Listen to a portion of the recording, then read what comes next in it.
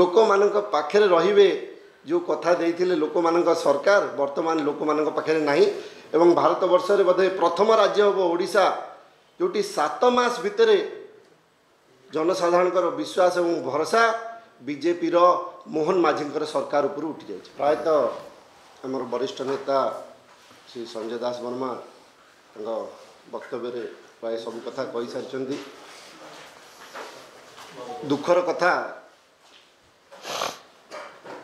लोकंकर सरकार 7 मास परे आ लोक मानक सहित नांती रंग मारिबारे व्यस्त ना चेंज करिबारे व्यस्त खाइबारे व्यस्त ये गुरुत्वपूर्ण प्रसंग जहाँ संजय बाबू कहते वक्तव्य रे डेलांग पिपिली निर्वाचन मंडली पाखापाखि 15टी पंचायत दया नदी उपरे दे जो गंगुआ नदी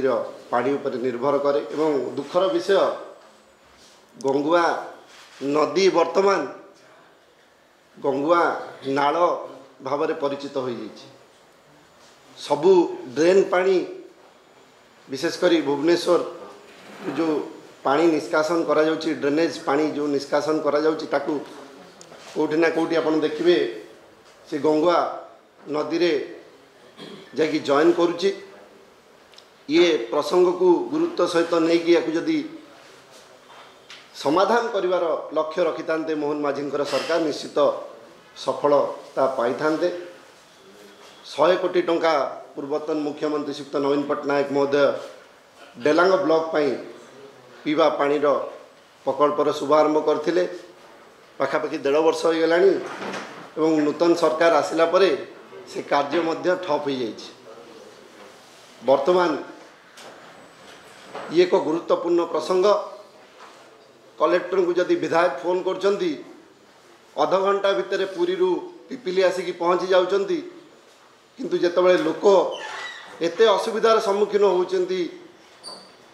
ता पई तांकर समय नाही। आ गोटे गुरुत्वपूर्ण जिनस जहाँ संजय बाबू कहते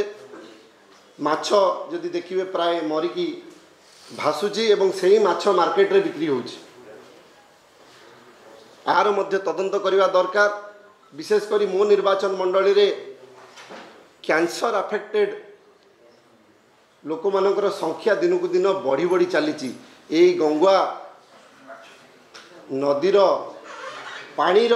कारण जो कहीं गाधेवाई पीवाई पानी व्यवहार करती आर मोर निवेदन रु तुरंत आकु समाधान करने गोटे टीम गठन करंतु एवं ट्रीटमेंट स्वेज ट्रीटमेंट प्लांट ताहा आम सरकार बेले प्रपोजल अप्रूवाल होता किंतु ताकू केबे सुधा वर्तमान मोहन माझींकर सरकार कार्यकारी करिवे एवं लोक मानक पाखरे रहिबे जो कथा देइथिले लोक मानक सरकार वर्तमान लोक मानक पाखरे नाही एवं भारत वर्ष रे बधे प्रथम राज्य होबो ओडिशा जोटी 7 मास भितरे जनसाधारणकर विश्वास एवं भरोसा बीजेपी रो मोहन माझींकर सरकार ऊपर उठी जाय।